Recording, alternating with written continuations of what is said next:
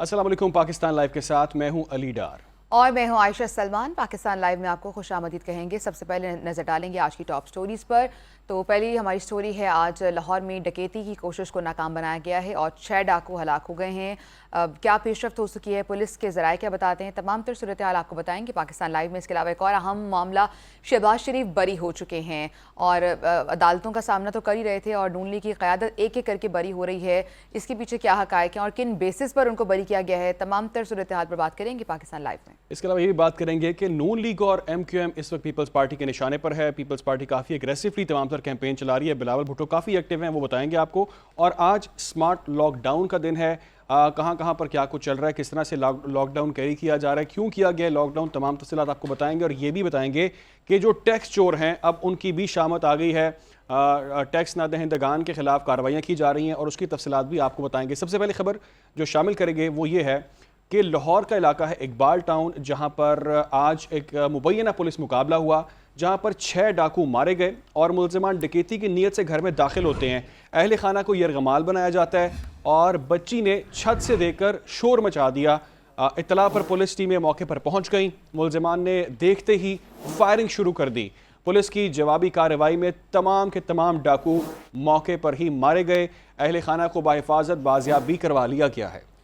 तो ये आज ये अफसोसनाक वाक़या पेश आया है लाहौर के इलाके में, जहाँ पर डाकुओं ने घर में घुसने की कोशिश की और घर में घुसकर वहाँ जो अहले मौजूद थे, अहले इलाका ने भी शोर मचाया और बच्ची ने छत से देखकर जब शोर मचाया तो पुलिस मौका पर आई। अहले खाना को यरगमाल बना लिया गया था और मुबैना पुलिस मुकाबला हुआ जिसमें 6 डाकू हलाक हो गए हैं और पुलिस की जानिब से जवाबी फायरिंग भी की गई। डाकू ने भी फायरिंग की और जवाबी फायरिंग में ये मुलजिमान हलाक हो गए हैं। देखते ही देखते फायरिंग शुरू कर दी गई मुलजिमान की जानिब से और जिस वक्त पुलिस ने जवाबी फायरिंग की तो तमाम मुलजिमान हलाक हो गए हैं, तमाम डाकू हलाक हो गए हैं। लाहौर का इलाका है इकबाल टाउन, जहाँ पर ये मुबैना पुलिस मुकाबला हुआ है और डकैती की नीयत से मुलजिमान घर में दाखिल हुए थे। तमाम अहले खाना को यरगमाल बना लिया गया था डाकुओं की जानिब से। पुलिस ने मौके पर पहुंचकर कार्रवाई की है और तमाम अहले खाना को बाजियाब भी करा लिया गया है। पुलिस टीमें मौके पर पहुंच गईं इत्तला मिलते ही।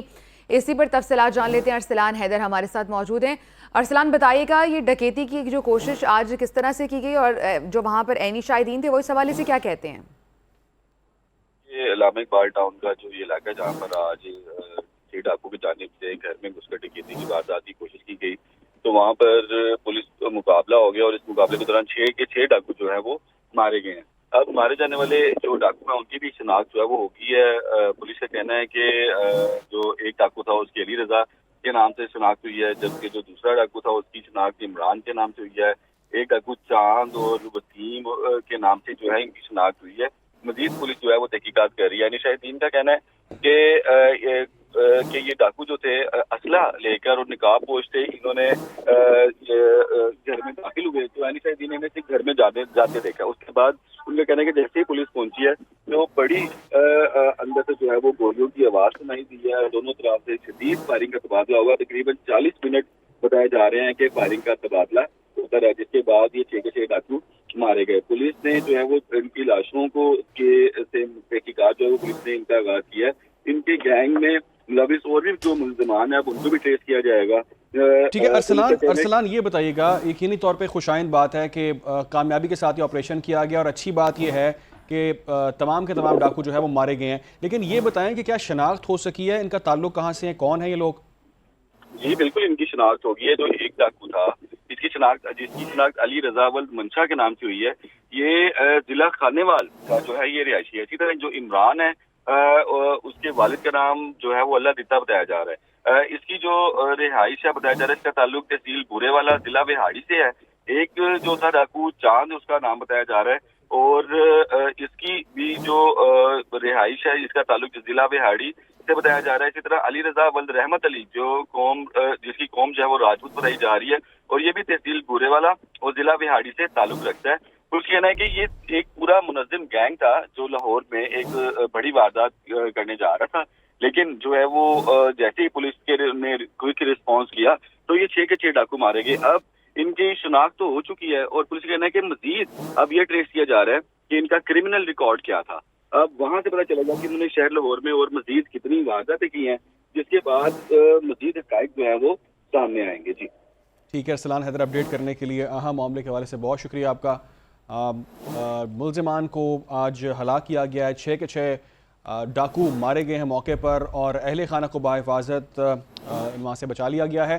खबर एक और ही है कि SP operations Iqbal town Irtaza Kumail ने बताया है कि डाकुओं ने पूरी फैमिली को यरगमाल बनाया हुआ था, डाकुओं को कोई छोड़ कर गया। तमाम पहलुओं पर तहकीकात भी कर रहे हैं। मज़ीद जान लेते हैं शबीर हैदर से, उनका क्या कहना था मज़ीद। जी मैं इस वक्त मौजूद हूँ कॉलेज ब्लॉक का इलामा इकबाल टाउन, जहाँ पर डकैती की वारदात हुई। उस डकैती की वारदात में 6 डाकू जो हैं वो मारे गए हैं। इस हवाले से अगर बात की जाए तो ये कॉलेज ब्लॉक में डॉक्टर इबाद के घर है, जिसमें तकरीबन को 10:30 बजे के करीब 6 डाकू दाखिल हुए और उसके बाद उनकी बेटी की जानब से 15 कॉल करने के बाद पुलिस ने बर वक्त कार्रवाई करते हुए उन 6 डाकुओं को उनके घर में घुसकर उनको जो है वासिल जहन्नम भी किया। और इस हवाले से मैं बात करूँगा, मेरे साथ इस वक्त मौजूद हैं SP ऑपरेशन इकबाल टाउन है इर्तज़ा कुमैल साहब। उनसे बात करते हैं, उनकी ज़बानी पूछते हैं कि ये वाक़या कैसे पेश आया और ऑपरेशन कैसे सर किया गया और उसमें ऑपरेशन के दौरान क्या क्या मुश्किलात आपको, किन मुश्किलात का सामना करना पड़ा और फैमिली को कैसे महफूज बनाया। देखिए तकरीबन 10:30 बजे की कॉल है जो 15 पे पुलिस को रिसीव होती है डॉक्टर इबाद की बेटी की तरफ से कि 6 डाकू मुसल्ला जो घर में इस वक्त दाखिल हुए हैं और घर में लूटमार कर रहे हैं। इस कॉल को रिसीव करते ही पुलिस फ़ौरन मौके पे पहुंची है। चूँकि बेटी उनके ऊपर कमरे में मौजूद थी और वो सिक्योर थी, उन्होंने कमरे को बंद किया हुआ था। फ़ौरन मौके पे टीम्स पहुंची हैं और पहुंचते साथ ही डाकुओं को इंगेज करने की कोशिश की गई है। जैसे ही घर में हमारी टीमें दाखिल हुई हैं, डाकुओं ने फायरिंग शुरू कर दी। चूँकि फैमिली को यरगमाल बनाया हुआ था और उनकी सेफ्टी और सिक्योरिटी हमारे लिए सबसे इम्पॉर्टेंट थी। बहुत प्रोफेशनल तरीके से पुलिस ने सबसे पहले फैमिली को सिक्योर किया है और सिक्योर करने के बाद डाकुओं के साथ हमने इंगेज किया है और इस इंगेजमेंट को तकरीबन 40 से 45 मिनट तक हमारा उनके साथ एक्सचेंज ऑफ फायर होता रहा है। उस एक्सचेंज ऑफ फायर के दौरान 6 के 6 डाकू जो हैं वो हलाक हो चुके हैं और अल्हम्दुलिल्लाह तमाम फैमिली सिक्योर है, तमाम जवान हमारे सिक्योर हैं।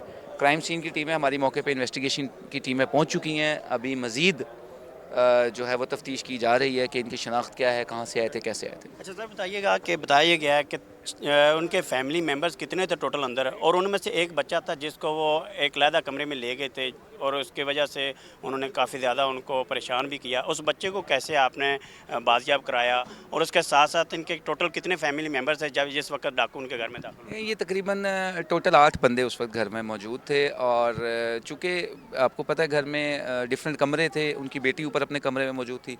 एक बेटा उनका इनिशियली तौर पे अपने कमरे में मौजूद था जिसकी वजह से फैमिली बड़ी कंसर्न थी। अल्हम्दुलिल्लाह जब हम 1 बाय 1 क्लियर करे थे, प्रेफरेबली हमने सबसे पहले उस कमरे को क्लियर किया जिसमें उनका बेटा था। विद इन नो टाइम उनका बेटा हमें मिल गया था और हमने फैमिली के साथ उसको सेफ कर लिया था। और सबसे बड़ा हमारे लिए चैलेंज इस पूरे ऑपरेशन में फैमिली की सेफ्टी और सिक्योरिटी थी, जिसको हमने सबसे पहले केटर करते हुए उनको एक बहुत सेफ मकाम पे शिफ्ट किया और वहाँ पे हमने प्रॉपर सिक्योरिटी लगाई। चूँकि हमें बतलाया जा रहा था कि 6 के करीब लोग हैं और वो डिफरेंट कमरों में जब जैसी पुलिस टीम्स पहुंची हैं वो छुप चुके थे और फायरिंग बहुत ज़्यादा हो रही थी। तो अल्लाह ताला का बड़ा फजल करम है कि फैमिली भी सिक्योर रही और हमारे जवान भी तमाम सेफ रहे। जी बिल्कुल, जैसा आपने सुना उनका कहना है कि ये जो ऑपरेशन हुआ है इसमें 10:30 बजे के करीब ये कॉल वसूल हुई। उसके बाद पुलिस ने जैसे ये कार्रवाई की तो तकरीबन 8 के करीब फैमिली मेम्बर थे जो अंदर मौजूद थे और 6 डाकू हैं जिन्होंने इस पूरे फैमिली को यरगमाल बनाया हुआ था और बड़े ऐसे तरीके के साथ जो फैमिली को उनका कहना है कि महफूज बनाया गया और उसके साथ साथ इन 6 के 6 जो डाकू हैं उनको जो है वो मारा गया। और उस जो पुलिस ऑपरेशन के दौरान उनका कहना है कि काफ़ी ज़्यादा पुलिस और डाकुओं के दरमियान जो फायरिंग का तबादला होता रहा और उसके साथ साथ तकरीबन 40 से 45 मिनट तक ये फायरिंग होती रही और इसके बाद जो है 6 के 6 डाकू मौके पर ही मारे गए। जी वेलकम बैक। आशियाना इकबाल हाउसिंग रेफरेंस में शहबाज शरीफ बरी हो गए। लाहौर की एहतसाब अदालत ने महफूज किया गया फैसला सुना दिया है। अदालत ने साबिक वज़ीर आज़म के प्रिंसिपल सेक्रेटरी फवाद हसन फवाद और साबिक DGLDA आहद खान चीमा समेत दीगर को बरी कर दिया। अदालत ने रिमार्क्स दिए कि मुल्ज़िमान के खिलाफ करप्शन के जो इल्ज़ामात हैं वो साबित नहीं हो सके और नैब ने तमाम मुल्ज़िमान को पहले ही क्लीन चिट दे दी थी। नैब ऑर्डिनेंस तरमीम पर सुप्रीम कोर्ट के हुक्म इम्तनाई का इतलाक आशियाना इकबाल रेफरेंस पर नहीं होता। फैसले के मुताबिक सुप्रीम कोर्ट ने इंट्रा कोर्ट अपील में सिर्फ नैब तरामीम से रिलीफ मिलने वाले केसेस में हतमी फैसले से रोका है। अहम खबर है।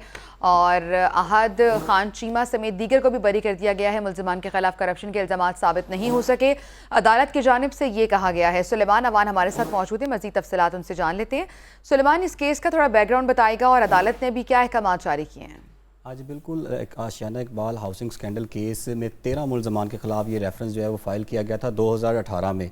और इसमें ये इल्ज़ामात थे कि साबिक़ वज़ीर-ए-आज़म शहबाज शरीफ ने अपने इख्तियारात का नाजायज़ इस्तेमाल किया है और PLDC से जो ठेका था उससे लेकर इसको LDA को आशियाना हाउसिंग स्कैंडल केस का ठेका जो है वो गैर कानूनी तरीके से दिए थे। और इसमें 13 के करीब मुल्ज़मान थे, जिनमें से आज 10 मुल्ज़मान की जानिब से जो है वो बरियत की दरख्वास्तें दायर की गई थी, जिसमें शहबाज शरीफ, आहद चीमा, फवाद हसन फवास में दीगर मुल्ज़मान थे। और अदालत ने आज उनकी बरियत की दरख्वास्तें जो है वो मंजूर कर ली हैं, जबकि इसमें जो 2 मुल्ज़मान थे नदीम ज़िया और कामरान कियानी, इनको पहले ही मुकदमे से डिस्चार्ज कर दिया गया था। जबकि जो 13वां मुल्ज़म है खालिद हुसैन, वो इश्तियारी था और उसने आज आके अदालत में सरेंडर किया और उसने अभी बरियत की दरख्वास्त दायर नहीं की। ये 13 मुल्ज़मान थे, जिनमें से 10 मुल्ज़मान की जानिब से जो है बरियत की दरख्वास्तें उनकी वकला की जानिब से अदालत में जमा करवाई गई थी। और अदालत ने इस हवाले से नैब से जो है वो रिमार्क्स मांगे थे। तो अदालत जो नैब में रिपोर्ट जमा करवाई गई एहतसाब अदालत में, उन्होंने बड़ा वाज़ह कहा कि इन पर जो इल्ज़ामात लगाए गए हैं उसके कोई ठोस सबूत जो है वो नहीं है। जब नैब की जानिब से रेफरेंस इनके खिलाफ दायर किया गया था, 3 वॉल्यूम्स थे इस रेफरेंस में और 1000 सफ़ात पर मुश्तमिल जो रेफरेंस था उसमें इनको नामजद किया गया था। 86 के करीब गवाह खान थे और जिसमें से भी 30 गवाह खान के जो बयानात थे वो कलमबंद किए गए थे, उस पर जरा की गई थी। ताहम आज जो है मेरिट पे अगर इसकी बात करें, अदालत ने जब इस केस का फैसला करना था गुज़श्ता समाअत पे, तो अदालत ने प्रोसिक्यूटर से नैब के प्रोसिक्यूटर से पूछा कि आप ये बताएं कि क्या जो सुप्रीम कोर्ट में इमरान खान का जो केस है उसमें जो जजमेंट आई है, क्या वो जजमेंट जो है इस केस पर असरअंदाज करती है? जिस पर उन्होंने कहा कि इस केस पर असरअंदाज नहीं करती। तो अदालत ने कहा कि केस की जो समाअत है वो यानी 18 आज तारीख उन्होंने डाल दी और उनसे जवाब तलब कर लिया अटॉर्नी जनरल ने आज। और नैब की जानिब से अदालत में रिपोर्ट जमा करवाई गई जिसमें बताया गया कि सुप्रीम कोर्ट का जो हुक्म है वो इस केस को मुतासिर नहीं करता।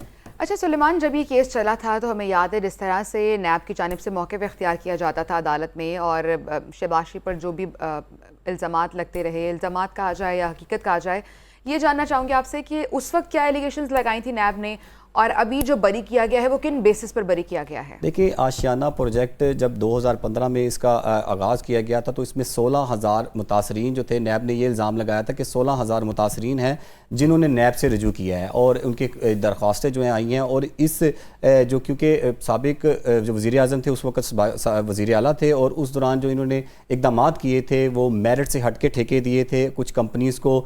और जो PLDC जो है महकमा था वो स्पेशल इस काम के लिए बनाया गया था जो कि तरक्याती मनसूबे पर काम करे। लेकिन जो शहबाज शरीफ की जानिब पर जो इल्ज़ामात ये भी लगाए गए थे कि इन्होंने PLDC से ये ठेका लेकर जो है वो LD को मुंतकिल किया था और इस इकदाम से जो सरकारी खजाना है उसको 64 करोड़ 50 लाख का जो है वो नुकसान का सामना करना पड़ा था। तो इसी दौरान इस केस में आज साबिक वज़ीर आज़म नवाज शरीफ शहबाज शरीफ को जो है हाजिरी से इस्तिस्ना दे रखा था। आज उनकी जगह उनके प्लीडर अनवार हुसैन अदालत में पेश हुए। अदालत ने फैसला सुनाते हुए बरियत की दरख्वास्त जो है वो मंजूर कर ली। बहुत बहुत शुक्रिया, बरियत की दरख्वास्तें मंजूर कर ली गई हैं। सुलेमान अवान हमारे साथ मौजूद थे और इस केस के हवाले से तफसीलन अपडेट कर रहे थे। इस केस का बैकग्राउंड भी उन्होंने बताया और अभी ये कि 10 मुल्ज़िमान को इस केस में बरी कर दिया गया है जिसमें शहबाज शरीफ भी हैं। आगे बढ़ेंगे। पाकिस्तान मुस्लिम लीग नून की मरकज़ी सेक्रेटरी इत्तलात मरियम औरंगज़ेब का आशियाना इकबाल रेफरेंस में शहबाज शरीफ की बरियत पर इजहार तशक्कुर, कहा कि शहबाज शरीफ को सियासी इंतकाम की खातिर इस झूठे मुकदमे में मुलव्वस किया गया था। शहबाज शरीफ को बेगुनाह होने के बावजूद जेल और अक़ूबत खानों में बंद रखा गया, साफ पानी में बुलाकर आशियाना केस में गिरफ्तार कर लिया गया। झूठे मुकदमात में बरियत और बेगुनाह शहबाज शरीफ के सब्र का इनाम है। झूठे मुकदमात बनाकर मुल्क और आवाम का वक्त और पैसा ज़ाया किया गया। शहबाज शरीफ ने पंजाब की खिदमत की है और मुल्क को डिफ़ॉल्ट होने से बचाया है। मुल्क और बरतानिया की नेशनल क्राइम एजेंसी समेत हर अदालत से शहबाज शरीफ की बेगुनाही की गवाही आई है। IPP आम इंतखाबात के लिए तैयार है। इंतखाबी और सियासी सरगर्मियाँ शुरू कर चुके हैं। जहांगीर तरीन की अमरीकी सफ़ीर डोनाल्ड ब्लूम से मुलाकात में मुलाकात में पाक अमरीका ताल्लुकात और इकनॉमिक रिफॉर्म्स के हवाले से बातचीत हुई। आइंदा आम इंतखाबात बारे भी गुफ्तगू की गई है। अमरीकी सफ़ीर का पाकिस्तान के साथ बाहमी ताल्लुकात में इस्तेहकाम के लिए भरपूर अज़म का इजहार सामने आया है।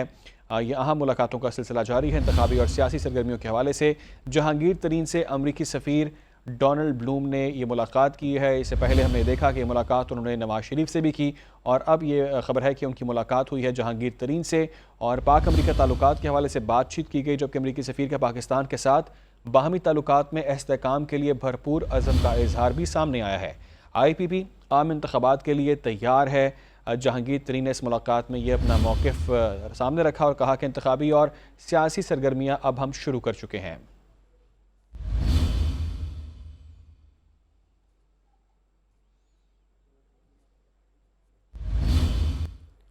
और अभी कुछ बात करें स्मोक के हवाले से, तो स्मोक से छुटकारा ताहाल नहीं मिल सका। फ़ज़ाई आलूदगी के साए ताहाल बरकरार हैं। दिन 11 बजे लाहौर दुनिया के आलूदा तरीन शहरों में दूसरे नंबर पर रहा और भारत के शहर दिल्ली का पहला नंबर था। दिन 12 बजे लाहौर में आलूदगी सुबह की निस्बत कम हुई। एयर क्वालिटी इंडेक्स कम होकर 207 AQI रिकॉर्ड किया गया, जबकि दिन 12 बजे लाहौर में बेदिया रोड पर सबसे ज़्यादा 347 AQI रिकॉर्ड हुआ। पोलो ग्राउंड कैंट लाहौर का दूसरा आलूदा तरीन इलाका रहा। एयर क्वालिटी इंडेक्स 285 रिकॉर्ड किया गया था, जबकि जौहर टाउन 258 AQI के साथ तीसरा आलूदा तरीन इलाका रहा। स्मॉग के तदारुक के लिए इक़दामात। पंजाब के 10 अजला में स्मार्ट लॉकडाउन। लाहौर, ननकाना साहब, शेखपुरा, कसूर में स्मार्ट लॉकडाउन नाफिज। गुजरांवाला, गुजरात, सियालकोट में भी स्मार्ट लॉकडाउन है। नारोवाल, हाफिजाबाद, मंडी बहाउद्दीन में भी लॉकडाउन लगाया गया है। मुतासरा अजला में आज नकलो हरकत पर पाबंदी है, महदूद कर दी गई है। मुतासरा अजला में आज तमाम स्कूल्स, कॉलेजेस और यूनिवर्सिटीज़ को बंद रखा गया है। बाज़ार, दुकानें, जिम, सिनेमाघर और दफातर 3 बजे के बाद खोलने की इजाज़त दी गई है। पंजाब हुकूमत का स्मोक पर काबू पाने के लिए आला इख्तियाराती एनवायरमेंटल कमीशन कायम करने का फैसला सामने आया है। लाहौर में 12 मकामात पर smoke air filter ionizer unit लगाने का भी प्लान बनाया गया है। वज़ीर आला मोहसिन नकवी कहते हैं कि मसनूई बारिश बरसाने के लिए माहिरीन की खिदमात हासिल कर ली हैं। स्मोक से निमटना कौमी जिम्मेदारी है। हर तबके को अपना मौसर किरदार अदा करना होगा। आवाम से अपील है कि वो मास्क पहने। और बीजिंग में स्मोक का खात्मा करने वाली चीनी माहिरीन की टीम बहुत जल्द लाहौर का दौरा करेगी। तो ये स्मोक के तदारुक के हवाले से इक़दामात हैं जो लिए जा रहे हैं, स्टेप्स हैं जो लिए जा रहे हैं। और उसके अलावा ये कहा जा रहा है, माहिरीन कह रहे हैं कि मसनूई बारिश भी अगर बरसाई जाए तो उससे भी मुमकिन तौर पर स्मोक में कमी आ सकती है। और जिस तरह से चाइना ने स्मोक पर काबू पाया, चीन की भी इस पर मदद ली जाएगी। और ये तमाम तर चीज़ें हैं। और मुख्तलिफ मकामात पर स्मोक में एयर फिल्टर्स, स्मोक के ख़ात्मे के लिए एयर फिल्टर्स लगाए जाएंगे। अब मसनूई बारिश बरसाने के लिए माहिरीन की खिदमात भी हासिल कर ली हैं। मोहसिन नकवी ने ये कहा है। और ख़बर यह है कि लाहौर के इलाके इकबाल टाउन में मुबैना पुलिस मुकाबले में 6 डाकू हलाक हो गए। मुलजमान डकैती की नीयत से घर में दाखिल हुए। अहले खाना को उन्होंने यरगमाल बनाया। बच्ची ने छत से देकर शोर मचा दिया। इतला पर पुलिस टीमें मौके पर पहुंच गईं। मुलजमान ने देखते ही फायरिंग शुरू कर दी। पुलिस की जवाबी कार्रवाई में तमाम डाकू मारे गए हैं। अहले खाना को यरगमाल बनाया गया इन डाकू की जानिब से और अहले खाना को बाहिफाजत बाजियाब करवा लिया गया है।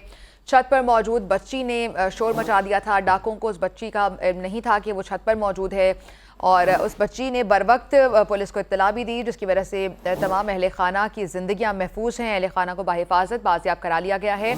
लेकिन कुछ सवालात अपनी जगह पर मौजूद हैं कि मुलजमान किस तरह पहुँचे और कौन उनको यहाँ छोड़कर गया। अगर गया अपनी गाड़ी पर आए थे या फिर एनी शाहिदीन में से किसी ने देखा उन्हें यहाँ दाखिल होते हुए, तो बहुत से सवालात हैं। इनका जवाब भी ले लेते हैं। अरसलान हैदर हमारे साथ मौजूद होंगे, उनसे बात करेंगे। अब खबर यह है कि अहले खाना को हिफाजत बाजियाब करवा लिया गया है और इस ऑपरेशन में तमाम डाकू मारे गए हैं। डाकू ने फायरिंग शुरू कर दी, जिसके बाद पुलिस की जानिब से जवाबी फायरिंग की गई और जवाबी कार्रवाई में तमाम डाकू मारे गए हैं और तमाम डाकू ने अहले खाना को यरगमाल बनाया हुआ था।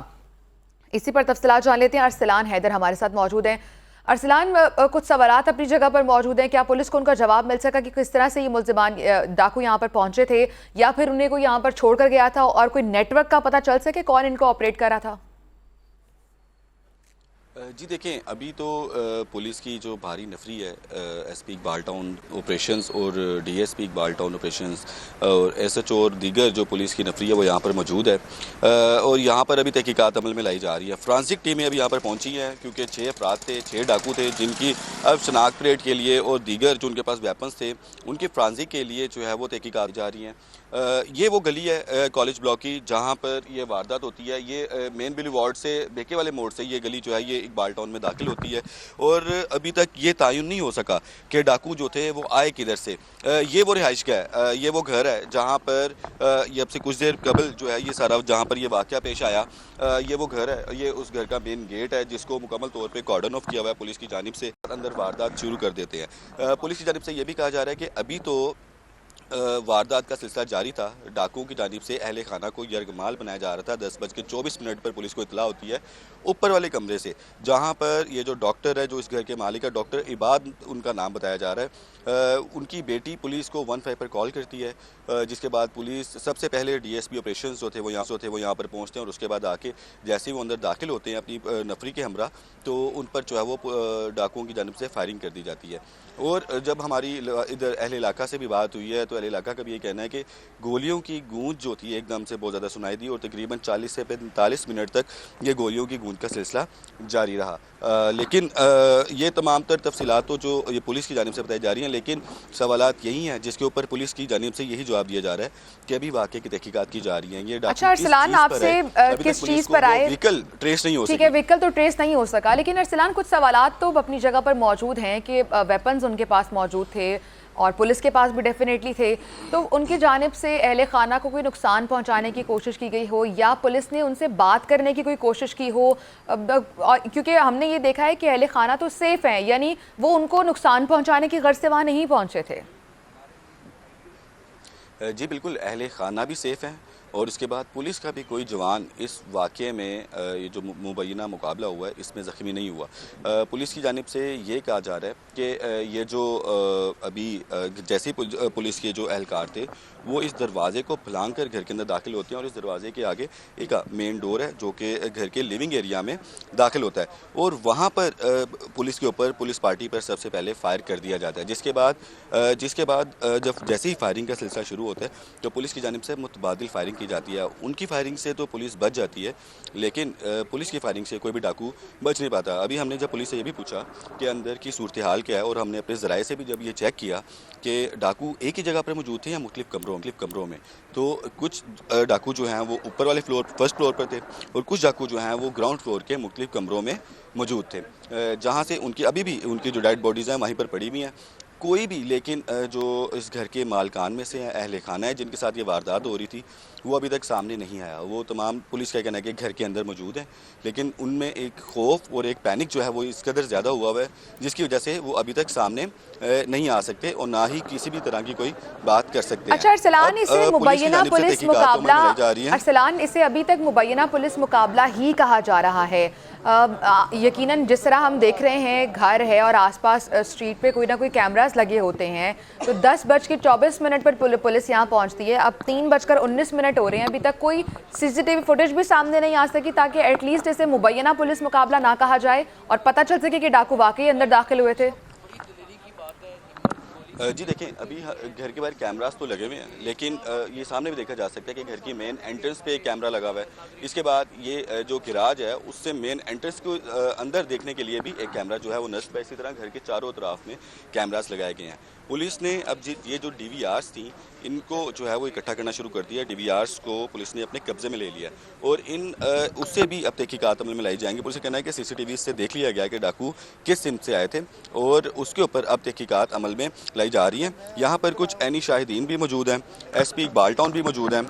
हम इनसे भी एक दो जो सवालात हैं वो पूछते हैं। सर ये बताइएगा कि डाकू किस जानिब से आए? CCTV कैमरे में फुटेज तो आ गई होगी, डाकू किस तरफ से घर में दाखिल हुए थे? देखिए अभी हम चेक कर रहे हैं CCTV फुटेज, जिसको हमारी टेक्निकल टीम इस वक्त इवैल्यूएट कर रही है, उसकी चेकिंग कर रहे हैं। उसके साथ साथ हम दूसरे जो मज़ीद यहाँ पे कैमराज हैं उनको भी चेक कर रहे हैं। अभी कोई हतमी राय मैं आपको दे नहीं सकता, since we are into it, we are doing it right now, अभी इट्स इन प्रोसेस। जैसे कोई कितने बंदे यहाँ पर आए, सबसे पहले फर्स्ट इंपॉर्टेंट आप लोगों को पता चल चुका था कि अंदर डाकू ने यरगमाल बनाया हुआ है, बुलेट प्रूफ जैकेट्स किसी ने पहनी थी? देखें, जो मौके पे पुलिस पहुंची उनमें आई एम श्योर कि जो गनमैन थे उनके पास तो बुलेट प्रूफ जैकेट्स थी, लेकिन जो ऑफिसर रैंक के बंदे थे, because we don't wear them every time, we are not in a war zone, it's a peaceful city, it's peaceful, Lahoris are very peaceful, so we don't wear bullet proof jackets and helmets every time. Otherwise हम तो एक trend ये दे रहे हैं कि यहाँ पे तो बहुत एक मिलिटराइज सा और एक बड़ा कानून के मुताबिक, पुलिस रूल्स के मुताबिक कि जब भी कोई रेड के लिए जाना है तो बुलेट प्रूफ जैकेट्स जो है ना पास होनी चाहिए। इन केस ऑफ इमरजेंसी अगर किसी की जान माल इज्जत और आबरू को खतरा होता है तो we have to respond within seconds. We can not say कि ठीक है अगर गोली लग रही है तो यार 2 मिनट गोली बाद में लग जाए, मैं पहले हेलमेट पहन लूँ, जैकेट पहन लूँ, इट टेक्स टाइम। तो मैं I am proud of my team who respond. CIA ने क्या किया है? सीआईए वो देखें, जब वकूए की कॉल चलती है कहीं पे तो जो करीब की यूनिट्स होती हैं, all units arrive at the crime scene, जिसमें हमारे पीआरयू की यूनिट्स भी आती हैं, हमारे बाकी थानों के भी उसमें आते हैं। जब 15 की कॉल चली और फिर सब्सिक्वेंटली पुलिस मुकाबले की कॉल चली कि यहाँ पे एक्सचेंज ऑफ फायर हो गया, तो जितनी भी करीब की टीमें थी सारी responded at the crime scene, जिसमें सीआईए वाले भी मौके पर पहुँचे, हमारे स्पेशल ब्रांच वाले भी आते हैं सब। सर एक और क्वेश्चन है, फैमिली मेंबर्स की तरह हैं, डॉक्टर इबाद साहब की तरह हैं, वो सामने क्यों नहीं आ रहे, वो बात क्यों नहीं कर रहे? सारे अंदर मौजूद हैं। डॉक्टर साहब से कुछ पहले भी आपके कुछ मीडिया वाले भाइयों ने को मैसेज दिलवाया था कि वो बात करना चाह रहे हैं। डॉक्टर साहब चूँकि फैमिली इस वक्त बहुत ज़्यादा ट्रॉमा में है, दे वॉलंटरली हैव सेड कि हम मीडिया को नहीं, हम मीडिया के सामने नहीं आना चाह रहे। थोड़ा सा उनको डर भी है, मीडिया के सामने आने से कतरा भी रहे हैं। आई एम श्योर के this is their decision and we truly understand and we support them in this decision and we cannot force them as well. बिल्कुल ठीक है। सर आप ऐनी शाहिद हैं, आप मोहल्लेदार भी हैं, कितनी देर फायरिंग होती रही और रात को यहाँ पर कुछ हुआ था? कोई पहले इधर वारदात हुई थी? मोहतरम, ये रूटीन वाइज ये जो डॉक्टर साहब हैं ब्रेन के बहुत अच्छे कामयाब डॉक्टर हैं। यहाँ पर रात के टाइम ये लोग यहाँ पर इनके चौकीदार यहाँ पर बैठे होते हैं, गार्ड होते हैं इनके, लोग आते हैं अपना। दिन के टाइम गार्ड किधर थे? दिन के मैं तकरीबन 9:45 बजे तो मैं गुजर के गया, उस वक्त कुछ नहीं था। कितने गार्ड होते हैं वैसे इनके बारे में? एक वहाँ होता है, 2 गेट के ऊपर होते हैं। ठीक है, इस टाइम वो नजर नहीं आ रही। इस टाइम बताइएगा कि पहले कभी वारदात हुई है? नहीं, कभी कुछ नहीं हुआ। आज ही हुआ। कॉलेज ब्लॉक सेफ है। आपने कितनी गोलियों की बातें सुनी? समझ ही नहीं आ रही थी। हम तो फिर पुलिस ने आगे फोर्स किया कि आप लोग ज़रा पीछे हट जाएं, क्योंकि कुछ भी हो सकता है ना। डाकू अगर वहाँ से फलांगते हैं, निकलते हैं, बाहर फायरिंग करते हैं, कोई इंजर्ड होता है बाहर बंदा, तो उसकी जिम्मेदारी फिर पुलिस के ऊपर आ जाती है। जी देखें, ये पुलिस भी जो है वो बता चुकी है कि आखिर ये वाक़या कैसे हुआ। उसके बाद ऐनी शाहिद भी ये हमारे साथ खड़े थे, ये रिहायशी हैं, ये नेबर्स हैं। उनका कहना है कि रात को तो यहाँ पर 2 गार्ड्स थे, लेकिन दिन में वो गार्ड्स अभी नहीं पता कि वो किधर थे, लेकिन 6 डाकू जो हैं वो घर के अंदर दाखिल हुए और जिसके बाद ये मुकाबला हुआ। अभी तक तो ये मुकाबला मुबैना मुकाबला ही लग रहा है। इस बहुत से सवालात हैं जिसके ऊपर जब तक अहले खाना सामने नहीं आते। चलिए अरसलान, बहुत से सवालात हैं, आप उनके जवाब तलाश करने की कोशिश कीजिए। आपसे दोबारा भी अपडेट्स लेते रहेंगे। अरसलान हैदर, बहुत शुक्रिया अभी के लिए, तफसीलन आप हमें अपडेट कर रहे थे। लाहौर का इलाका इकबाल टाउन, जहां मुबैना पुलिस मुकाबला हुआ, हलाक डाकों की शनाख्त हो गई है। मरने वालों में अली रज़ा इमरान, चांद, अली रज़ा वसीम और चीमा और वसीम शामिल हैं। पुलिस ज़राए बताते हैं कि डाकों की लाशें मुर्दखाने मुंतकिल की जा रही हैं।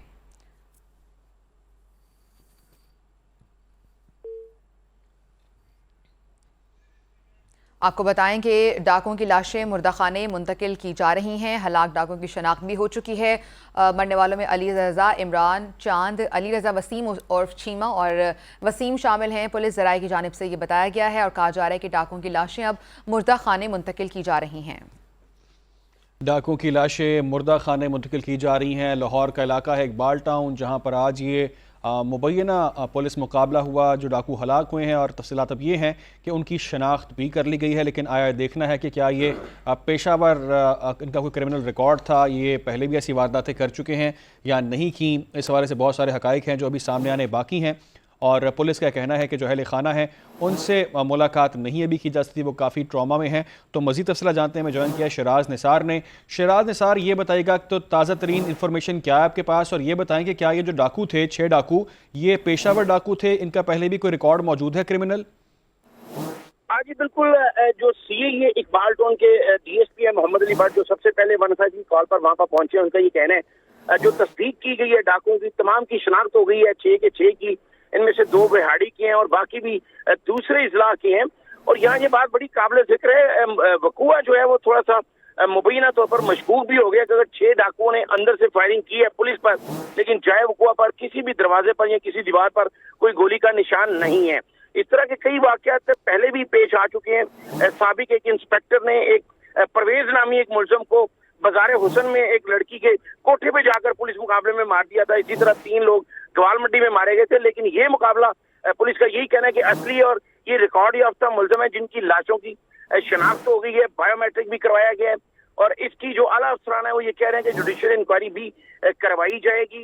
इस वक्त जो घर का मालिक है लेकिन शराज ये बताएं कि ये बात तो ठीक है आप जो बता रहे हैं, लेकिन जो इसकी फुटेजेस हैं, सीसीटीवी फुटेज घर में कैमरे लगे हैं, उस हवाले से कोई पेशरफ नहीं हुई, कोई सामने नहीं आई फुटेज, कैसे वो दाखिल होते हैं, क्या करते हैं? देखिए जी, वहाँ पर पुलिस मौजूद है, किसी सहाफी को किसी को भी अंदर जाने की इजाजत ही नहीं है, उनसे बात करने की इजाजत नहीं है।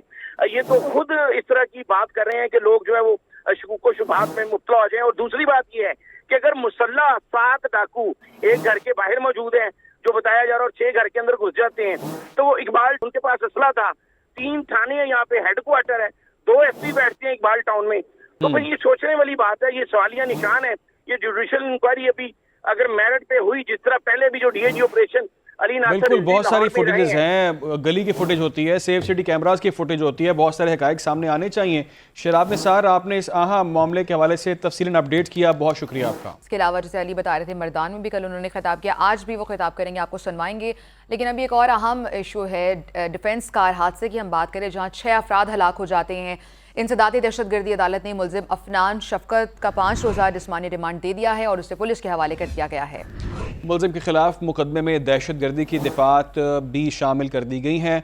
पुलिस अफसर का ये बयान है, क्या इससे पहले जुडिशल मजिस्ट्रेट ने जिस्मानी रिमांड दिया था? अदालत का ये इस्तफसार सामने आया। वकील मुद्दई ने कहा कि जुडिशल मजिस्ट्रेट के रूबरू तफ्तीशी अफसर ने रिमांड मांगा ही नहीं। तो इस केस में बहुत सारी अभी नई तफसीलात सामने आ रही हैं और पुलिस अफसर का बयान भी सामने आया है कि इससे पहले जुडिशल मजिस्ट्रेट ने जिस्मानी रिमांड दिया था। अदालत ने ये सवाल किया और जुडिशल मजिस्ट्रेट के रूबरू तफ्तीशी अफसर ने रिमांड मांगा, ये कहा गया आगे जवाब में। इस पर मजीद क्या अपडेट्स हैं जान लेते हैं। मैं ज्वाइन किया सुलेमान अवान ने। सुलेमान अवान, इस केस के अंदर अब जो ताज़ा तरीन सूरत हाल है वो क्या है, क्या मामला चल रहे हैं अब? आज बिल्कुल लाहौर की दहशतगर्दी अदालत ने डिफेंस कार हादसे के मुकदमे में गिरफ्तार मुलजिम अफनान शफकत को 5 रोज़ा जिस्मानी रिमांड पर पुलिस के हवाले कर दिया है। अदालत ने रिमार्क दी कि वाकया अफसोसनाक है, हक और मेरिट पर तफ्तीश होनी चाहिए ताकि सच सबके सामने आ जाए। पुलिस ने डिफेंस कार हादसे के मुलजिम अफनान शफकत को खिलाफ मुकदमे में दहशतगर्दी की दफात शामिल करके इंसदादी दहशतगर्दी की खुसूसी अदालत में पेश किया, जहाँ जज अंबर गुल खान ने केस पर समाअत की। तफ्तीशी अफसर ने बताया कि मुलजिम की उम्र का तयन करने के हवाले से टेस्ट कराना है, मुकदमे की तफ्तीश करनी है, लिहाजा 14 रोज़ा का जिस्मानी रिमांड दिया जाए। मुद्दई के वकील ने अदालत को बताया कि ताहाल पुलिस ने मुकदमे की तफ्तीश नहीं की, हकाइक सामने लाने के लिए जिस्मानी रिमांड जरूरी है। दौरान समाअत मुलजिम के वकील ने अपने दलाइल में कहा कि मुलजिम अफनान कम उम्र है, इसके ट्रायल जो है वो ज्वाइनल कोर्ट में होना चाहिए। हम खुद तस्लीम करते हैं कि हादसा सड़जत हुआ है, जिस पर अफसोस है। ठीक है सुलेमान अवान, आपका अपडेट करने के लिए बहुत शुक्रिया। यहाँ पर वक्त हुआ ब्रेक का, हमारे साथ रहिएगा। Welcome back. कराची के इलाके डिफेंस में ड्रम से मिलने वाली लाश की शनाख्त ताहाल ना हो सकी। लाश का पोस्टमार्टम भी कर लिया गया है। पोस्टमार्टम में क्या बात सामने आई है और कत्ल की तफ्तीश से मुताल्लिक जान लेते तफसीलात पीएनएन के नुमाइंदे रजब अली से। जी रजब, आगाह कीजिएगा, क्या तफसीलात हैं आपके पास? जी, डिफेंस फेज 7 एक्सटेंशन से खातून की लाश का पोस्टमार्टम मुकम्मल कर लिया गया और लाश को जो है वो सर्द खाने जो है मुंतकिल कर दिया गया। जिन्ना अस्पताल में मकतूला की लाश का पोस्टमार्टम किया गया। ये लाश जो है डिफेंस फेज 7 एक्सटेंशन में खाली प्लाट से मिली है और ये लाश जो है प्लास्टिक के एक ड्रम में जो है वो बंद करके रखी गई थी।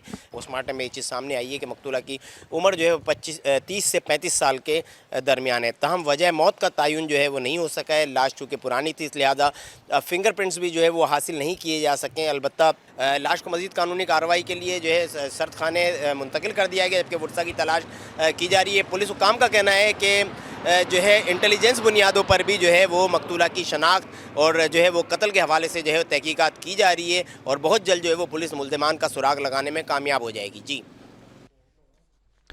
एक और अहम खबर ये कि आशियाना इकबाल हाउसिंग रेफरेंस में शहबाज शरीफ बरी हो गए। लाहौर की एहतसाब अदालत ने महफूज किया गया फैसला सुना दिया है। अदालत ने साबिक वज़ीर आज़म के प्रिंसिपल सेक्रेटरी फवाद हसन फवाद और साबिक DGLDA आहद खान चीमा समेत दीगर को भी बरी कर दिया। अदालत ने ये रिमार्क्स दिए हैं कि मुलजमान के खिलाफ करप्शन के इल्ज़ामात साबित नहीं हो सके और नैब ने तमाम मुलजमान को पहले ही क्लीन चिट दे दी थी। नैब ऑर्डिनेंस तरामीम पर सुप्रीम कोर्ट के हुक्म इम्तनाई का इतलाक आशियाना इकबाल रेफरेंस पर नहीं होता। फैसले के मुताबिक सुप्रीम कोर्ट ने इंट्रा कोर्ट अपील में सिर्फ नैब तरामीम से रिलीफ मिलने वाले केसेस में हतमी फैसले से रोका है। तो ये आज एक अहम डेवलपमेंट सामने आई है। पाकिस्तान मुस्लिम लीग नून की मरकजी सेक्रेटरी इत्तलात मरियम औरंगजेब का आशियाना इकबाल रेफरेंस में शहबाज शरीफ की बरियत पर इजहार तशक्कुर। कहा कि शहबाज शरीफ को सियासी इंतकाम की खातिर इस झूठे मुकदमे में मुलविस किया गया था। शहबाज शरीफ को बेगुनाह होने के बावजूद जेल और अक़ूबत खानों में बंद रखा गया। साफ पानी में बुलाकर आशियाना केस में गिरफ्तार कर लिया गया था।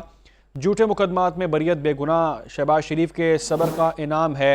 झूठे मुकदमात बनाकर मुल्क और आवाम का वक्त और पैसा ज़ाया किया गया। शहबाज शरीफ ने पंजाब की खिदमत की है और मुल्क को डिफ़ॉल्ट होने से बचाया है। मुल्क और बरतानिया की नेशनल क्राइम एजेंसी समेत हर अदालत से शहबाज शरीफ की बेगुनाही की गवाही आई है।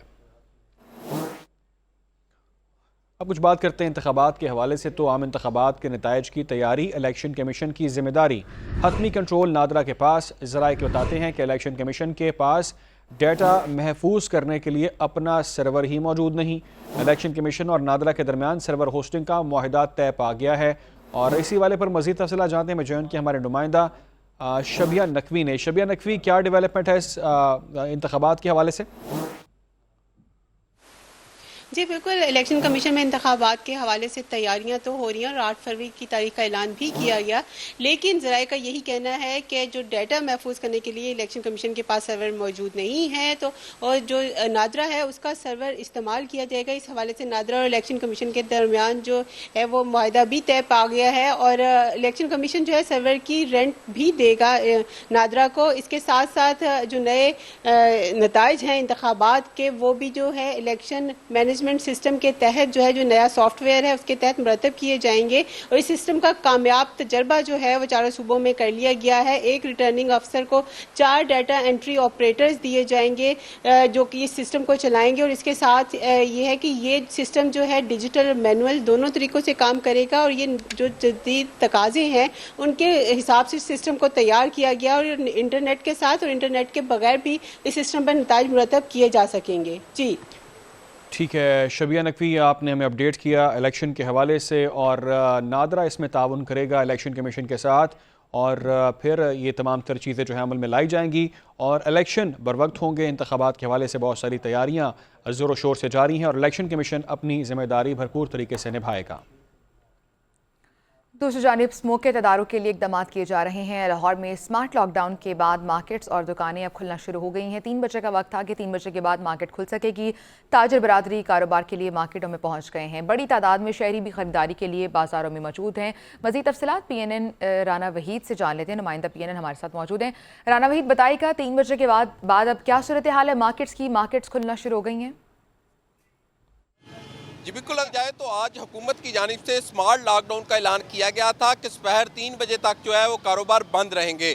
हमने देखा कि 3 बजे तक जो है वो दुकानें बंद रहीं और 3 बजने के बाद जो ही 3 बजे जो कारोबारी हजरात हैं, जो दुकानदार हैं, उन्होंने अपनी दुकानों के शटर ऊपर किए और यहाँ पे अब कारोबार जो है मामूल के मुताबिक जो है वो हो रहा है। यहाँ पे बड़ी तादाद में जो शहरी हैं, चूँकि आज स्कूलों के अंदर भी और दफातर के अंदर भी आम ततील का ऐलान किया गया था, उसके बाद जो शहरी हैं अपनी खरीदो फरोख्त के लिए इस वक्त बाज़ार में मौजूद हैं और यहाँ पे शॉपिंग का सिलसिला जारी है। पिछड़ा बाज़ार के अंदर जो है चूँकि खरीदो फरोख्त का सिलसिला जारी है और शादी का सीज़न है, लोग अपने मलबूसात की तैयारी के लिए यहाँ पे आते हैं। तो अब जो है यहाँ पे कारोबार जो है अपने मामूल के मुताबिक जो है वो होता हुआ नज़र आ रहा है। जी जी ठीक है, बहुत शुक्रिया आपका। स्मॉग से छुटकारा नाज़रीन नहीं मिल सका, फ़िज़ाई आलूदगी के साए बरकरार हैं। दिन 11 बजे लाहौर दुनिया के आलूदा तरीन शहरों में दूसरे नंबर पर रहा। भारत के शहर दिल्ली का पहला नंबर था। दिन 12 बजे लाहौर में आलूदगी सुबह की निस्बत थोड़ी कम थी। एयर क्वालिटी इंडेक्स कम होकर 207 AQI रिकॉर्ड किया गया। दिन 12 बजे लाहौर में बेदिया रोड पर सबसे ज़्यादा 347 AQI रिकॉर्ड किया गया। पोलो ग्राउंड कैंट लाहौर का दूसरा आलूदा तरीन इलाका रहा। एयर क्वालिटी इंडेक्स 285 रिकॉर्ड किया गया। बात करें जौहर टाउन की, वहाँ पर 258 AQI के साथ तीसरा आलूदा तरीन वो इलाका रहा है। पंजाब हुकूमत का स्मोक पर काबू पाने के लिए आला इख्तियाराती इन्वायरमेंटल कमीशन कायम करने का फैसला सामने आया है। लाहौर में 12 मकामात पर स्मोक एयर फिल्टर आयोनाइजर्स यूनिट्स भी लगाने का प्लान बनाया गया है। वज़ीर आला मोहसिन नकवी कहते हैं कि मसनूई बारिश बरसाने के लिए माहिरीन की खदमात हासिल कर ली हैं।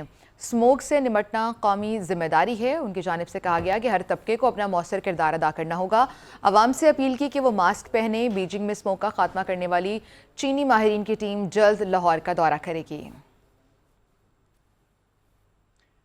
अब कुछ बात करते हैं सियासत के हवाले से। तो नाज़रीन, मुस्लिम लीग नून के कायद नवाज शरीफ की अहम मुलाकातों का सिलसिला जारी है।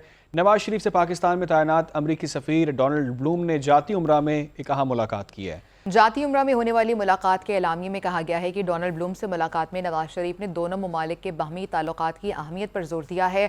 मुलाकात में पाकिस्तान की सियासी मुआशी सूरत हाल के बारे में तबादला ख्याल किया गया।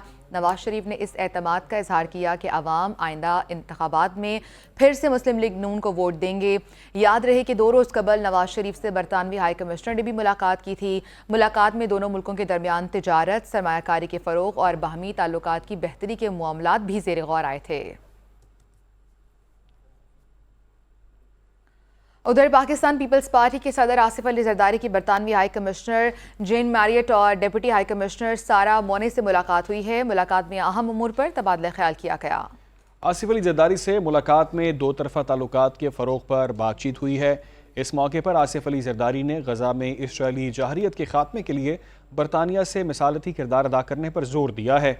मुलाकात में सेनेटर सलीम मांडीवाला और डॉक्टर आसिम भी शरीक हुए। आसिफ अली जरदारी ने शाह चार्ल्स के जन्मदिन के हवाले से इजहार मुसर्रत का पैगाम दिया, जबकि आसिफ अली जरदारी ने डेविड कैमरॉन के वज़ीर ख़ारिजा बनने पर भी नेक तमन्नाओं का इजहार किया है। IPP आम इंतखाबात के लिए तैयार है। इंतखाबी और सियासी सरगर्मियाँ शुरू कर चुके हैं। जहांगीर तरीन की अमरीकी सफ़ीर डोनाल्ड ब्लूम से मुलाकात हुई है, जिसमें उन्होंने कहा कि पाक अमरीका ताल्लुकात और इकनॉमिक रिफॉर्म्स के हवाले से बातचीत हुई है। आइंदा आम इंतखाबात बारे भी गुफ्तगू की गई है। अमरीकी सफ़ीर का पाकिस्तान के साथ बाहमी ताल्लुकात में इस्तेहकाम के लिए भरपूर अज़म का इजहार। और इस हवाले से आपको अपडेट करें कि जहांगीर तरीन ने यह अहम मुलाकात की है अमरीकी सफ़ीर से। किसी जमात पर पाबंदी के हक में नहीं है। तमाम जमातों को इलेक्शन लड़ने की इजाज़त होनी चाहिए। ये कहना है लीगी रहनुमा राना सनाउल्लाह का अपनी प्रेस कॉन्फ्रेंस में। कहते हैं कि तनकीद सियासी अंदाज में होनी चाहिए, उसको बर्दाश्त किया जा सकता है। अभी आपको बराह रास्त लिए चलते हैं। IG पंजाब इस वक्त गुफ्तगू कर रहे हैं। हम कोई कैश अवार्ड नहीं देते, लेटर ऑफ एप्रिसिएशन देते हैं। अलबत्ता जो बाकियों को होगा हम इंशाल्लाह रिकमेंड करेंगे इंशाल्लाह। थैंक यू, बहुत शुक्रिया। आप विजिट कर लें, उसके बाद कर लें। ठीक।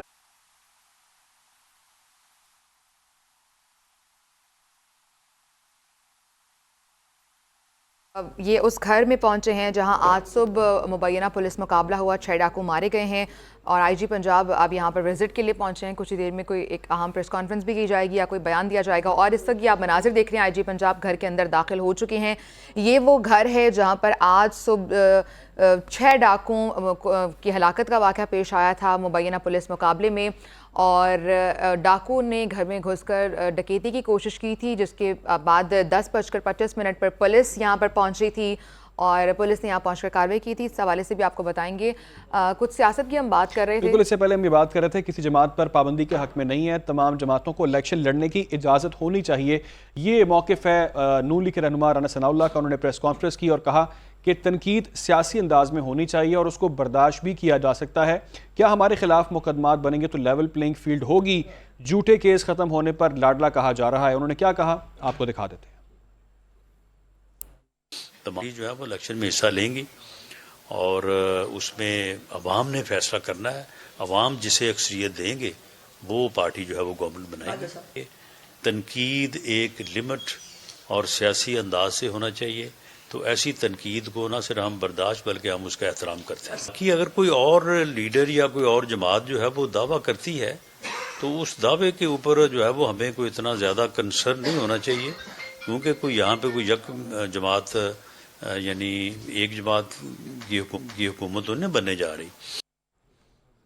इस्टेब्लिशमेंट मईशत बेहतर करना चाहती है मगर उससे ब्लैकमेल किया जा रहा है। मौलाना फजल रहमान का पेशावर में जलसे से खिताब, कहते हैं आज पाकिस्तान को मौशी बहरान का शिकार किया जा रहा है।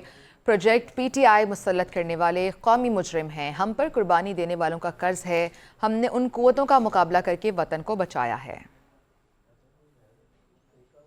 पाकिस्तान माशी बहरान का शिकार बनाया जा रहा है। हमारी एस्टेब्लिशमेंट भी अगर चाहती है कि मुल्क को ताकतवर और तवाना बनाए, उनको भी ब्लैकमेल किया जा रहा है। पाकिस्तान को माशी बहरान का शिकार बनाना ये कोई हादसे के तौर पर नहीं है। गुज़श्ता 4-5 सालों में और आपके सूबे में गुज़श्ता 8-10 सालों से एक एजेंडे के तहत यहाँ ऐसी हुकूमतें कायम की गई कि पाकिस्तान को मजहब से भी दूर कर दे, तहजीब को भी तबाह कर दे और मुल्क की मईशत का खात्मा करके पाकिस्तान के वजूद को खत्म कर दे।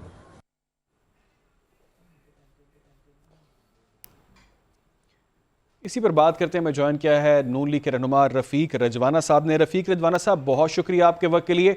मैं आगाज़ करना चाहूँगा इस गुफ्तगू का फजल रहमान साहब के बयान से। उन्होंने कहा है कि जो इस्टेब्लिशमेंट है वो मईशत बेहतर करना चाहती है मगर उसे ब्लैकमेल किया जा रहा है। ज़रा आप रहनुमाई फरमा सकते हैं कि इस बयान से आपको क्या लगता है, क्या ये काम इस्टेब्लिशमेंट का है मईशत को बेहतर करना, क्योंकि पॉलिटिकल पार्टीज़ ने हाथ खड़े कर दिए हैं? क्या उनका फ़र्ज़ नहीं था कि पिछले जो इतने महीने में इक़्तिदार में रहे और जो जमातों ने मिलकर एक अलायंस बनाया वो मईशत पर काम करती, बेहतरी लेके आती?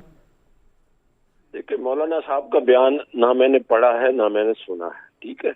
और बयान को जब भी इंटरप्रेट करते हैं, तशरीह करते हैं, तो बयान का जो गर्मा गर्म हिस्सा होता है ना, जो चुभता होता है या जो मतलब एक हॉट केक होता है, उसी को पकड़ लिया जाता है, ठीक है जी। उन्होंने किस कंटेक्स्ट में बात की, किस हवाले से की, तो पूरी खबर हो ना मेरे सामने। आपको सुनवा दें रजवाना साहब, आपको बयान सुनवाते हैं, उसके बाद बात कर लेते हैं। प्ले कीजिएगा।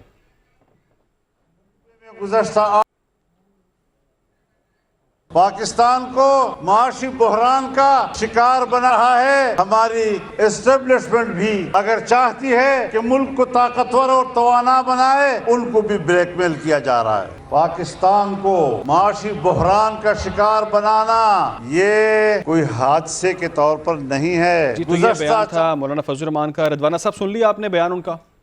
ये देखिए, बात ये है कि हमारे काबिले एहतराम हमारे सियासी रहनुमा हैं। मेरा तो उनसे एक ज़ाती ताल्लुक भी है मुल्तान के हवाले से, अरसे दराज से, जब मुफ्ती महमूद साहब सियासत में थे। उनका जो ख्याल है अपने हिसाब से होगा कि इसको इस्टेब्लिशमेंट को दबाव के अंदर लाकर ये बावर कराया जा रहा है कि मुल्क के माशी हालात ख़राब हैं। तो अब ब्लैकमेल कौन कर रहा है जी, ये भी एक बहुत बड़ा $1 मिलियन क्वेश्चन है।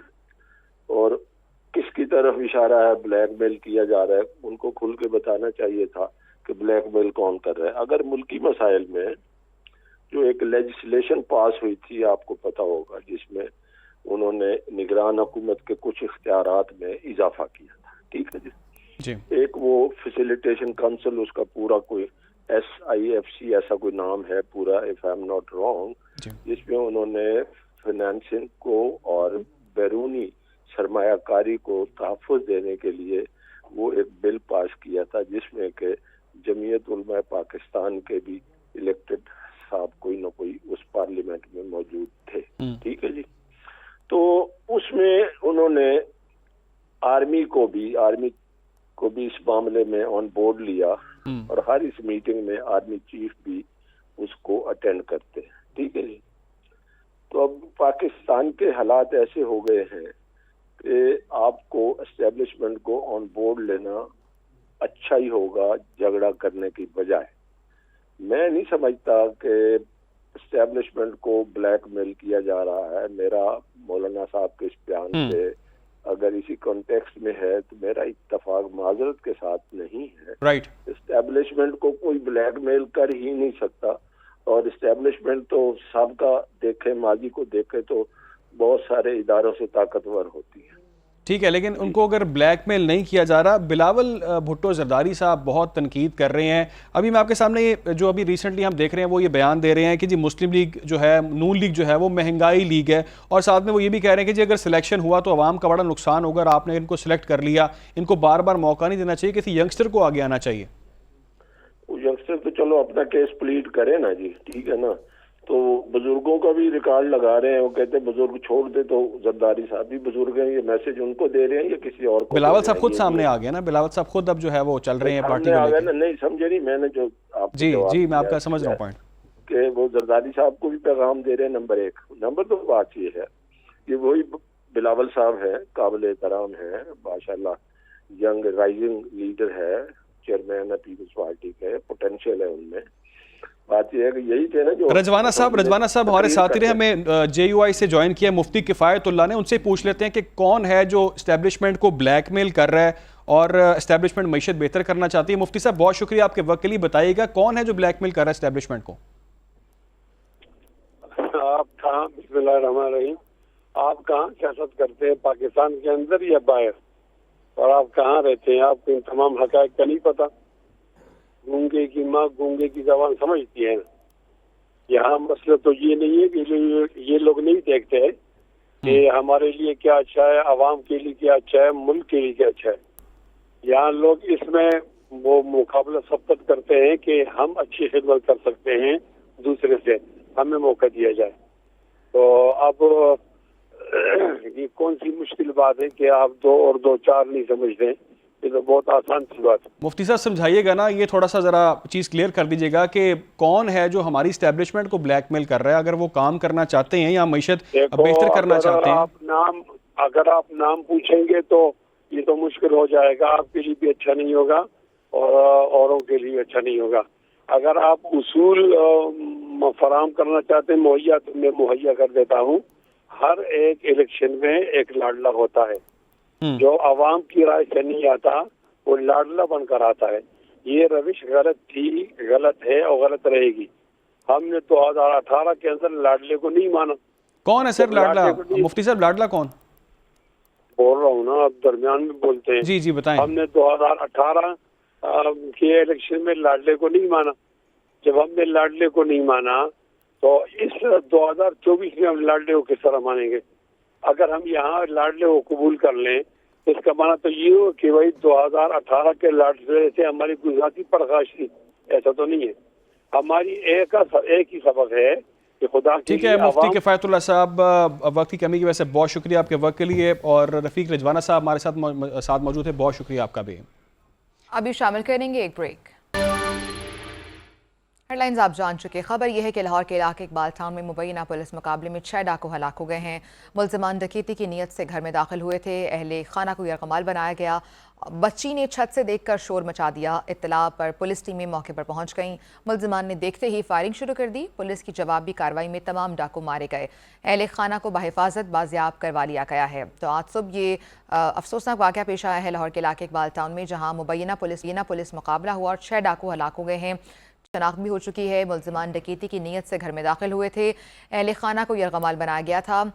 छत पर मौजूद बच्ची ने पुलिस को इत्तला दी, शोर मचाया, जिस पर पुलिस मौके पर पहुंच गई। पुलिस की टीमों ने मौके पर पहुंचकर कार्रवाई की और 6 डाकू हलाक हो गए हैं। ताहाल अभी तक कोई CCTV फुटेज सामने नहीं आ सकी। अब से कुछ देर पहले IG पंजाब भी यहाँ पर पहुँचे थे, डॉक्टर उस्मान अनवर, और उन्होंने हादसा का जाए वक़वा का उन्होंने दौरा किया है, जिसके बाद उन्होंने कहा है कि CCTV फुटेज की मदद से शनाख्त की जा रही है डाकू किस तरह से घर में दाखिल हुए और किस सवारी पर वो यहाँ पर आए थे। जबकि ऐनी शाहिदीन जो वहाँ मौका पर मौजूद थे, उनकी जानिब से बताया गया कि डॉक्टर का घर है और यहाँ पर हर वक्त गार्ड मौजूद होते हैं। रात के वक्त गार्ड मौजूद था, लेकिन सुबह गार्ड पता नहीं कहाँ चला गया। इस हवाले से मजीद जो भी अपडेट होगी आप तक पहुँचाते रहेंगे। आगे बढ़ेंगे। एक और अहम मामला है बहरिया टाउन के एराजी का मामला। सिंध हुकूमत ने सुप्रीम कोर्ट के अहकामात के तहत बहरिया टाउन के एराजी के तयन के लिए कमिश्नर कराची की सरबराही में 10 रुकनी कमेटी तश्कील दे दी है। महकमा सर्विसेज जनरल एडमिनिस्ट्रेशन ने नोटिफिकेशन भी जारी कर दिया है। कमेटी बहरिया टाउन की मिल्कियती ज़मीन का तयन करेगी। बहरिया टाउन के इतराफ ज़मीन पर कब्जे का भी जायज़ा लिया जाएगा।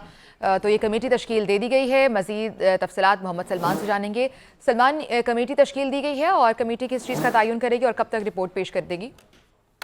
जी बिल्कुल, सिंध हुकूमत ने सुप्रीम कोर्ट के अहकामात पर जो है वो बहरिया टाउन की जमीन के तयन के लिए कमिश्नर कराची की सरबराही में 10 रुकनी कमेटी तश्कील दी है। इस कमेटी में के जो मेंबरान है इसमें DG MDA, DG SBCA, DC Malir, DC Jamshoro, chief consumer forest and wild life समेत दीगर अफसरान शामिल हैं। और ये कमेटी जो है वो इस बात का तयन करेगी कि बहरिया टाउन के पास जो जमीन है जिस पर कंस्ट्रक्शन हुई है वो कितनी जमीन है, किस हद तक जमीन बहरिया टाउन ने ली है। इसके अलावा बहरिया टाउन के अतराफ जो जमीन मौजूद है उससे बहरिया टाउन या किसी और का कब्जा है, इस पर भी जायजा लिया जाएगा। और बहरिया टाउन ने प्राइवेट मालकान से कितनी जमीन खरीदी और उन मालकान का पास जो मालकाना हुकूक थे वो किस हद तक सही थे, कितनी सरकारी जमीन ऐसी है जो कि कब्जा की गई या सरकारी जमीन जो है वो कम दी गई बहरिया टाउन को, इस पर ये कमेटी अपनी 7 दिन में रिपोर्ट पेश करेगी। कमेटी अपनी रिपोर्ट में जमीन तस्वीर लगाएगी, जमीन की गूगल मैप के हवाले से जो है वो तस्वीर लगाएगी और दीगर चीजें, दीगर शवाहिद भी जो है वो तलाश करके इस तमाम तर मुफस्सिल रिपोर्ट में पेश करेगी। 23 जो तारीख है इसको जो है वो सुप्रीम कोर्ट में बहरिया टाउन की समाअत होगी, केस की समाअत होगी और इसमें जो है वो ये रिपोर्ट पेश की जाएगी। जी ठीक है, रिपोर्ट पेश की जाएगी। मोहम्मद सलमान, बहुत शुक्रिया आपका। आगे बढ़ेंगे। कराची में कस्टम्स हुकाम की जिना इंटरनेशनल एयरपोर्ट पर कार्रवाई। 1 करोड़ 40 लाख रुपए से जायद मालियत की अशिया की स्मगलिंग नाकाम बना दी गई है। अमेरिका से कराची आने वाली खातून मुसाफिर साइमा अली को स्कैनिंग के दौरान चेकिंग के लिए रोका गया। खातून मुसाफिर से आईफोन्स, मेकअप, गेमिंग लैपटॉप और लेडीज़ शूज़ और बैग्स समेत दीगर सामान बरामद हुआ है। कस्टम हुकाम के मुताबिक खातून मुसाफिर के खिलाफ कस्टम एक्ट के तहत कार्रवाई की जा रही है। तफसीलात जान लेते हैं। शायान अली हमारे साथ मौजूद हैं। शायान, डिटेल्स बताइए।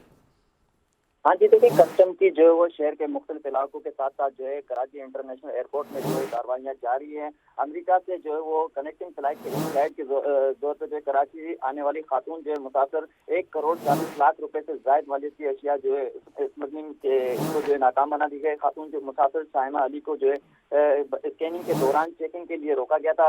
उस दौरान जो है खातून मुसाफिर के जो बरामद सामान में जो है iPhone, makeup, gaming laptop, ladies shoes और बैग जो है बरामद कर लिए गए। बरामद सामान की कुल मालियत जो है 1 करोड़ 40 लाख से जायद बताया जा रहा है, जिसके जो है 50 लाख जो है ड्यूटी बनती थी जो कि अदा नहीं की गई थी, जिसको जो है खातून मुसाफिर के खिलाफ जो है कस्टम एक्ट के तहत कार्रवाई करते हुए मजीद जो है तफ्तीश की जा रही है। जी ठीक है, मजीद तफ्तीश भी की जा रही है। शायान, बहुत शुक्रिया आपका। आगे बढ़ते हैं, बात करते हैं कुछ टैक्स चोरों के हवाले से। टैक्स चोरों के गिर्द शिकंजा कसने की तैयारी कर ली गई है। 15 से 20 लाख नए टैक्स करने वालों के खिलाफ कार्रवाई की जाएगी। बिजली और गैस के कनेक्शन काटने का भी फैसला कर लिया गया है। मोबाइल फ़ोन की सिमें भी ब्लॉक की जाएंगी। FBI हुकाम का कहना है कि पहले मरहले में गैर रजिस्टर्ड अफराद को नोटिस जारी किए जाएंगे और नोटिस मिलने पर टैक्स रिटर्न फाइल ना करने पर सिम ब्लॉक होगी। टैक्स रिटर्न फाइल ना करने पर बिजली गैस के कनेक्शन भी काटे जाएंगे। नादरा ने FBR को ताउन करने की यकीन दहानी भी करवा दी है।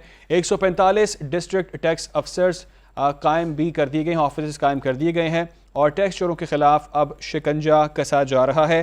टैक्स रिटर्न फाइल ना करने वालों के खिलाफ कार्रवाई की जाएगी। ये कितना ज़रूरी होगा और इससे क्या फ़र्क पड़ेगा, अब बहुत सारी तफसीलात सामने आएंगी। इसी पर मज़ीद तफसीलात जान लेते हैं और जानने की कोशिश करते हैं। हमारे साथ मौजूद हैं माहिर टैक्स अमूर, हमारे साथ मौजूद हैं अली रहीम हमारे साथ हैं। अली रहीम साहब, बहुत शुक्रिया आपके वक्त के लिए। ये खबर यकीनी तौर पर आपके सामने आ चुकी होगी कि टैक्स रिटर्न फाइल ना करने वालों के खिलाफ अब कार्रवाई की जाएगी। क्या समझते हैं आप अली साहब कि कितना ज़रूरी है ये स्टेप का लेना और इतनी देर बाद हमने क्यों ये स्टेप लिया? बिस्मिल्लाहिर्रहमानिर्रहीम। देखिए, मैं आपको बताऊं एक चीज़ के इसका क्यों देर हुआ है वो तो खैर वो उसका बहुत लंबा टॉपिक हो जाएगा, मगर ये कम से कम जो शुरू हो रहा है ना, ये बहुत अच्छी बात है कि ज़्यादा से ज़्यादा लोगों को इस वक्त वो टैक्स के नेट में ला रहे हैं। देखिए, इस वक्त तकरीबन कोई 48 लाख लोग हैं जो कि रिटर्न दाखिल कर रहे हैं, जिनको हम टैक्स फाइलर्स कहते हैं। वो टैक्स फाइलर्स के साथ ही अगर आप एक मुआवजा करना चाहें तो आप ये देखें, लोग इसलिए टैक्स फाइल अब अभी तक कर रहे हैं और अगर आप आमदनी देखें तो ज्यादातर फिक्स टैक्स वगैरह वगैरह जो है ना, जैसे बैंक्स के ऊपर 15% टैक्स कट रहा है, या आप यूँ समझिए जो डिविडेंड्स के ऊपर टैक्स कट रहा है, तो कुछ लोग इसलिए फाइल करते हैं ताकि उनका टैक्स कम कटे। दूसरी बात यह है कि उस फाइलर होने की वजह से उनको एक फायदा ये भी होता है कि वो गाड़ियों का जो टैक्स बढ़ते हैं या इस तरह की चीज है, तो उसके ऊपर भी थोड़ा सा उनको रिलीफ मिलता है। अगर आप मुआवजा करें पाकिस्तान का, यानी कराची से लेके आप पेशावर तक अगर जाएं, तो मेरे हिसाब से सिर्फ दुकानदारों को अगर आप हिसाब लगा लें, सिर्फ दुकानदारों को, वो तकरीबन कोई 1 करोड़ से ऊपर ही जाएगा फैक्चुअली स्पीकिंग, जो टैक्सेबल दुकानदार हैं। देखिए 6 लाख की एग्जम्पशन है, 6 लाख से ऊपर जो कमाता है आपको उनको टैक्स गोशवारे दाखिल करना चाहिए, नहीं करते हैं। अच्छा, फिर दूसरे पास जो इनके पास इंफॉर्मेशन ऑलरेडी है, बैंक अकाउंट में अगर आप टैक्स फाइलर हैं जी, तो आपको सिर्फ 15% टैक्स लगता है आपकी आमदनी के ऊपर, और अगर आप टैक्स फाइलर नहीं है तो 30% लगता है। ये CNIC के साथ लिंकअप किया हुआ है। अब जो 30% जिनका टैक्स कट रहा है वो बैंक जमा करवाती है FBR के पास, तो वो शनाख्ती कार्ड नंबर के साथ ही जमा हो रहा है, तो उनके पास वो लोग, उनका भी इंफॉर्मेशन इनके पास है कि जिसका टैक्स डबल कट रहा है। इसी तरह जो बड़ी गाड़ियां खरीद रहे हैं, और ये 2 साल पहले जो आया था 7E का टैक्स, CVT का टैक्स जो आया था इसके ऊपर, अब CVT की टैक्स जो है ना, वो जब आप रजिस्ट्रेशन करने जाते हैं तो उस वक्त ही आपसे वो कलेक्ट कर लेते हैं, तो वो भी ज्यादा टैक्स उसका भी इंफॉर्मेशन इनके पास है। और CNIC नंबर। अली साहब, एक सवाल का क्विकली जवाब दे दीजिएगा। वो ये सवाल है कि इस पर फैसला किया गया है कि जो नॉन फाइलर्स हैं, टैक्स फाइल नहीं करेंगे, उनके बिजली के और गैस के कनेक्शन काटे जाएंगे, उनके सिम्स को ब्लॉक कर दिया जाएगा। ये ठीक तरीका है, दुरुस्त तरीका है, या कोई और स्टेप भी हम ले सकते थे? देखिए, नहीं, वो देखिए एक मेरे हिसाब से इस वक्त बहुत हार्श तरीका है वो, इससे कि जो सिम्स को अगर आप ब्लॉक करेंगे तो बहुत सारे ऐसे लोग हैं जो कि टैक्सेबल मद में नहीं आते हैं और छोटी आमदनी वाले लोग हैं। बट इसमें होगा ये कि उनको अगर नोटिस जाएंगे, एक नोटिस आपने भेजा, उसका जवाब नहीं आया, दूसरा नोटिस भेजा, उसका जवाब नहीं आया, तीसरा नोटिस भेजा, मगर आपको ये इंश्योर करना पड़ेगा कि उनके रजिस्टर्ड एड्रेसेस के ऊपर नोटिस जाए। 3 नोटिस के बाद अगर आप उसको अगर आप उसको वो कर देते हैं तो आपके पास एक जवाब होगा ये करने। बिल्कुल, ये हार्श तरीका है। बहुत बहुत शुक्रिया आपके वक्त के लिए। अली रहीम साहब हमारे साथ मौजूद थे और आपने हमें तमाम तरह हक़ाइक़ से आगाह किया, बताया कि किस तरह से ये टैक्स जो है वसूल किया जा सकता है, जो टैक्स चोरी की जा रही है उस पर क्या लाहे अमल अपनाया जा सकता है। कुछ मज़ीद खबरें एक ब्रेक के बाद। Chairman people's party Bilawal Bhutto Zardari Peshawar में वर्कर्स कन्वेंशन से खिताब कर रहे थे। नहीं हटते, यू टर्न लेना लीडर की नहीं बल्कि बुज़दिल की निशानी होती है। आज के पाकिस्तान लाइव से इतना ही।